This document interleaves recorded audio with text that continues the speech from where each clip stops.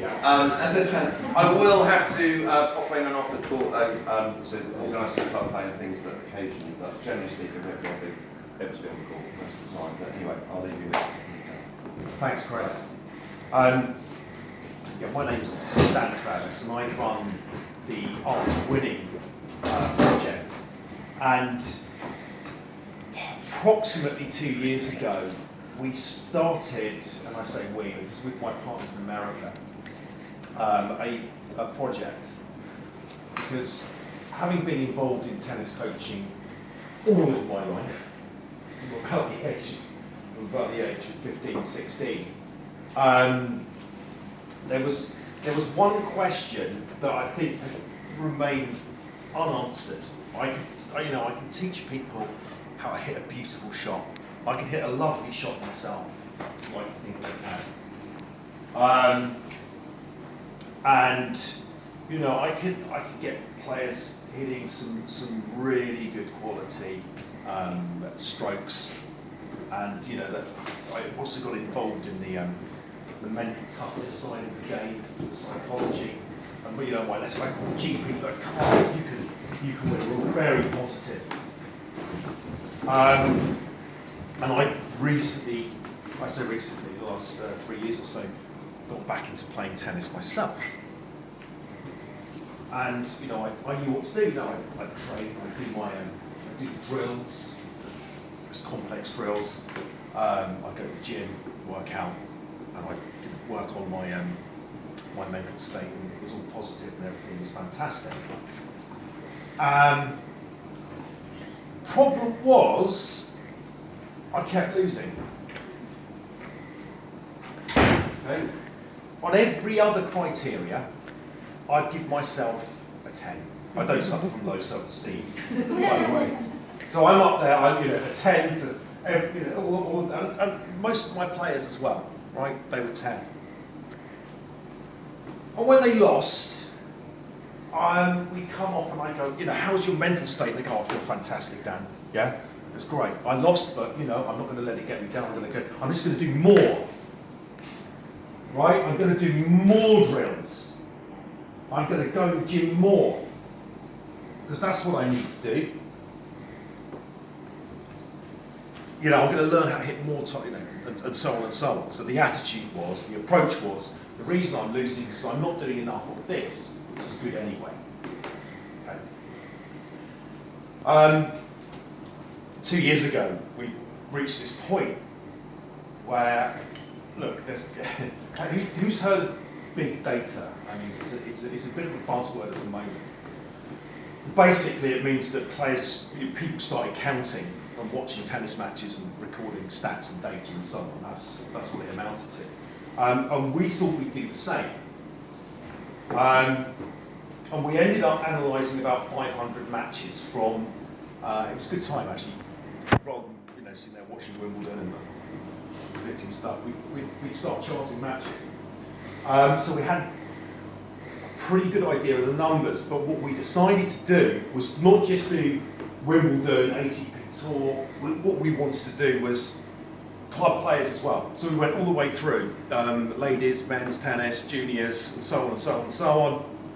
And about 500 results. So we had a look, obviously, at that point. And see what the numbers told us. Okay? How is it that we can understand a tennis match almost from a mathematical point of view, from this purely tactical perspective? Okay? At the same time, I really wanted to know how people perceived the way, one, that they were winning or losing, and two, really the reasons for that. So we would ask them, why do you think you lost that match? Okay? So simultaneous to running the maths, running the numbers, we would get their perceptions of it, and coaches too. Okay, so it's fairly thorough. We extended it out. We ended up with about 2,500 matches that were analysed. And it was really weird, the maths, by the end of that project. We're still in it now. We're still like drawing out the consequences. What we wanted to do was really find out what is it? What is it? What makes people win? Okay. With the numbers alone, what are the figures? Is there something there that we can go, right, if you do this,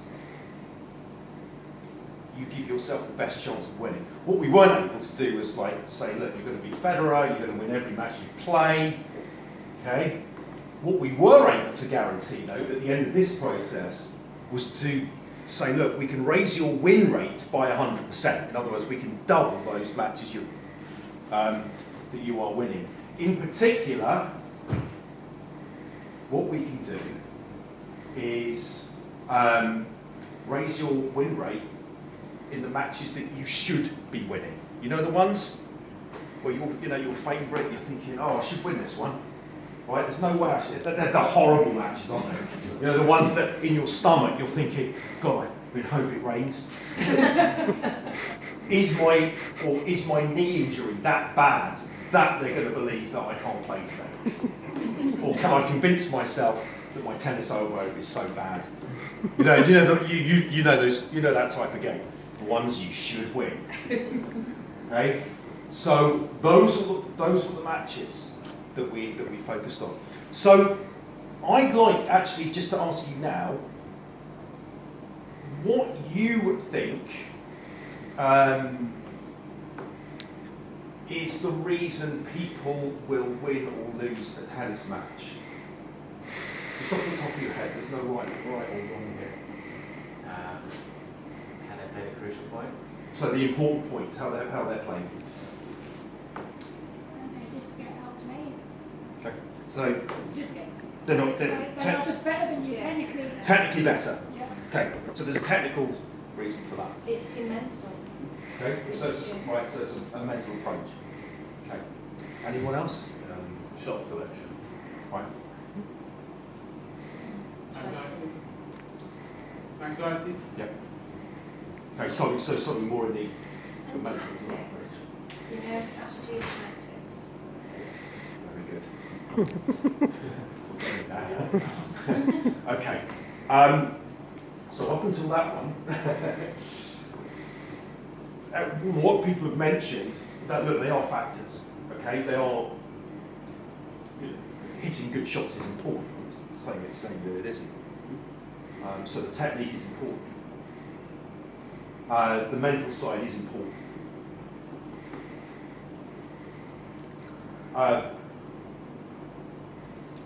What we did find, and the first thing that shocked us, was that the amount of winners you make has no impact on the end result.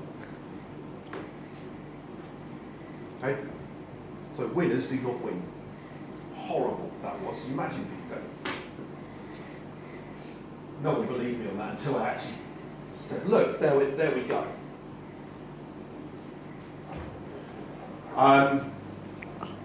People's perceptions of tennis is, well, yeah, it is. It's winners then, really. So, yeah, being outplayed. So, in other words, your opponent gets better shots than you do, probably producing a winner. Anyone see where I'm going with this? It's kind of the times you go out and you feel, I lost that, they didn't win it, I lost Like it. closer. We're getting it's like, yeah, warmer. It's warm, yeah. Okay. So, anyone like to have another guess? What? It's in the matches where you feel like you're just reacting to their decisions rather than making decisions Okay. of your own. More specific than that. If it's not winners, it's. Not errors. So I think. Sorry, someone said it. Unforced No, errors. it's not unforced. Errors. It's errors. So we're kind of like looking at because everyone's got strengths and weaknesses, right? Wherever you are. And if you look at what their weaknesses is, if you target their weaknesses, then you've I've got got to, more yeah. chances Yeah. of. Or we're gonna. As soon as we go out there, it's one of the first things we're going to do. So Oh, it's not that. Okay. it is that. No, it is. Oh, is that? But that's a bit like, that's a consequence of the error Yeah. Issue. Yeah. John and I, we looked at it last, was it last year? Was it last September? The idea of reducing error. The player who makes the least number of errors will win.